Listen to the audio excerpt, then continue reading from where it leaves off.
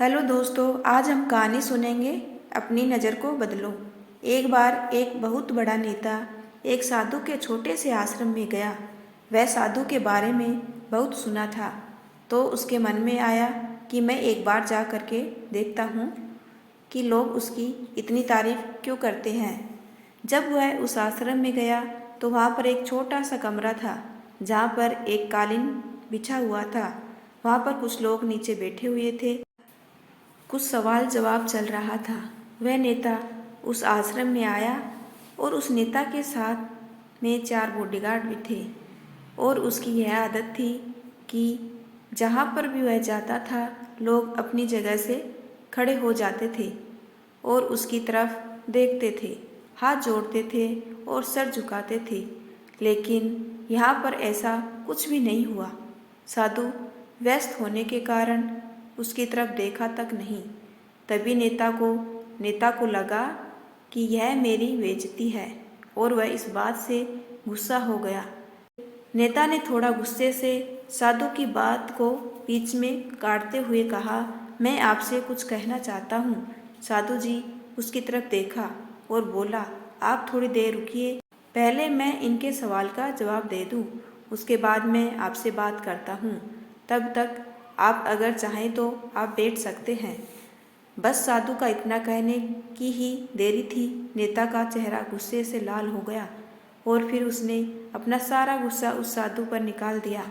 अभी तक वह नेता बहुत तमीज़ से आप कह करके बात कर रहा था, लेकिन अब वह तू तड़ाक पर उतर आया। नेता ने उस साधु को कहा, तुझे पता भी है मैं कौन हूँ और तू किससे बात कर रहा है?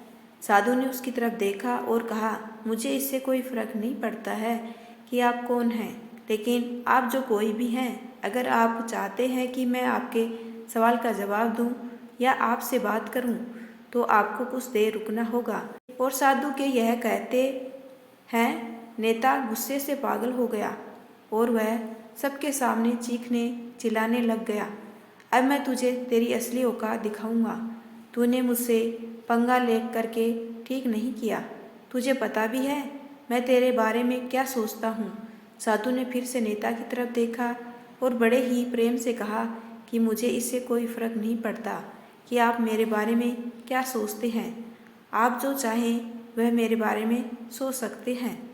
फिर नेता ने उसे कहा कि तू चाहे सुनना चाहता है या नहीं, लेकिन तुझे यही सबके सामने बताऊंगा कि मैं तेरे बारे में क्या सोचता हूँ।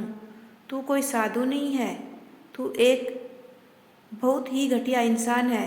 तू एक ढोंगी है, पाखंडी है और यहाँ पर जितने भी लोग बैठे हैं उन सबको बेवकूफ़ बना रहा है।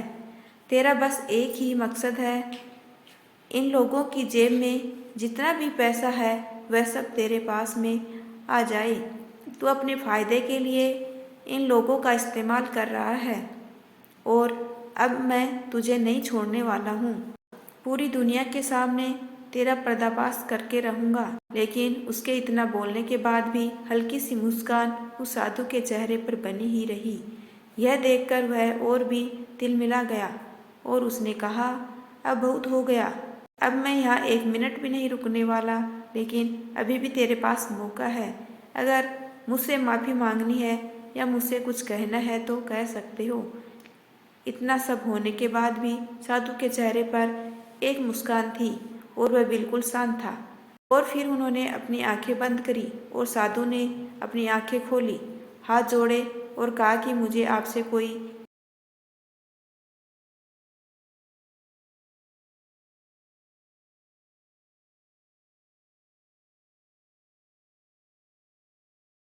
तो मुझे आप में कोई भी बुराई नज़र नहीं आती है।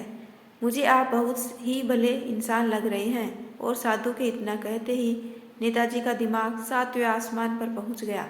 उसके चेहरे पर एक अजीब सी खुशी थी, क्योंकि उस साधु ने वही कहा जो बाकी सब लोग उस नेता को कहते हैं। और वह खुशी खुशी उस आश्रम से अपने घर की तरफ चला गया और जा करके अपने पिताजी के साथ में बैठ गया। उसके पिताजी ध्यान में थे। उन्होंने पूरी जिंदगी सिर्फ लोगों की सेवा करी और बदले में कुछ भी उम्मीद नहीं किया। तो थोड़ी देर बाद जब उन्होंने अपनी आंखें खोली और देखा अपने बेटे को अपने साथ बैठे हुए, तो उनके बेटे के चेहरे पर आज एक अजीब सी खुशी थी जो आज से पहले उन्होंने कभी नहीं देखी थी।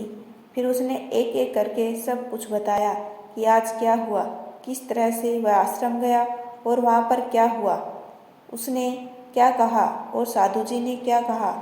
जब उसके पिताजी ने पूरी बात सुनी तो थोड़ा सा मुस्कुराए और अपने बेटे को देख करके बोले कि उन्होंने तुम्हारी तारीफ नहीं करी, क्योंकि उन्होंने वही नहीं कहा कि जो तुम हो, उन्होंने वह कहा है कि वह खुद है। और तुमने जो भी कुछ उनको कहा वो नहीं कहा कि जो वो है, बल्कि तुमने वह कहा जो तुम खुद हो। यही बात वेदों में भी कही गई है, यथा दृष्टि तथा सृष्टि। यह दुनिया तुम्हें वैसी नहीं दिखती जैसी यह दुनिया है, यह दुनिया वैसी दिखती है तुम्हें जैसे तुम खुद हो। जिसकी नज़र जैसी है उसके लिए यह दुनिया वैसी ही है। तो अगर तुम अपनी दुनिया को बदलना चाहते हो तो उसका सिर्फ एक तरीका है, अपनी नज़र को बदलो। ऐसे ही स्टोरी सुनने के लिए चैनल को सब्सक्राइब कीजिए। Thanks for watching.